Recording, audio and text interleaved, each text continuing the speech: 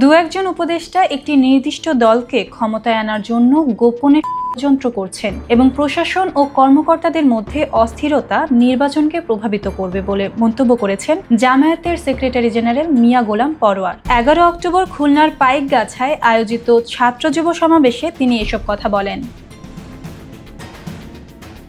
নির্বাচন যতই ঘনিয়ে আসছে, প্রশাসন ও উপদেষ্টাদের কারো কারো মাঝে অস্থিরতা দেখা দিচ্ছে দাবি করে তিনি বলেন, দু একজন উপদেষ্টাকে দেখা যাচ্ছে একটি দলের সঙ্গে গোপন সম্পর্ক রেখে ভবিষ্যৎ নির্বাচনে তাদের ক্ষমতায় আনতে ষড়যন্ত্র করছেন। অথচ প্রধান উপদেষ্টা আমাদেরকে বলেছেন তিনি নিরপেক্ষ থাকবেন। আমরা চাই তিনি তার অবস্থানে অবিচল থাকুন, দাঁড়িপাল্লার মতো সোজা, কোনো দিকে যেন হেলে না পড়েন।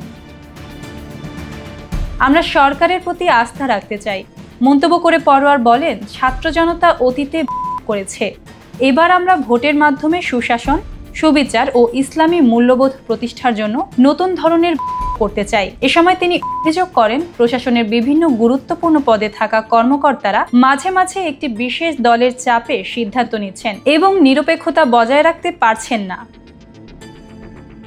নির্বাচনে লেভেল প্লেইং ফিল্ড নিশ্চিত করার উপর জোর দিয়ে তিনি বলেন, আমরা কখনো বলিনি আমাদের কথা শুনতে হবে, আমরা বলি আপনারা ন্যায়, সত্য ও ইনসাফের পথে থাকুন। সরকারের সচিবালয় ও প্রশাসনের আচরণকে জনক হিসেবে উল্লেখ করে তিনি বলেন, খেলার মাঠে একপাশে উঁচু আরেক পাশে নিচু হলে খেলা চলে না। ভোটের ক্ষেত্রেও একই কথা প্রযোজ্য। গোপনে কোনো দলের সঙ্গে বৈঠক, সাহায্য বিতরণ বা পক্ষপাতিত্ব চলতে থাকলে তা লেভেল প্লেইং ফিল্ড হতে পারে না।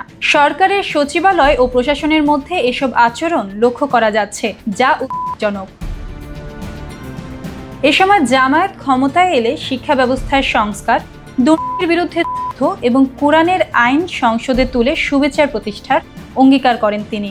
এর আগে বায়তুল মোকাররম জাতীয় মসজিদের দক্ষিণ গেটে তিনি নির্বাচনের আগে লেভেল প্লেইং ফিল্ড তৈরি হচ্ছে না এবং কিছু পুলিশ ও আমলা বিশেষ দলের প্রতি পক্ষপাত করছেন বলে তুলেছিলেন।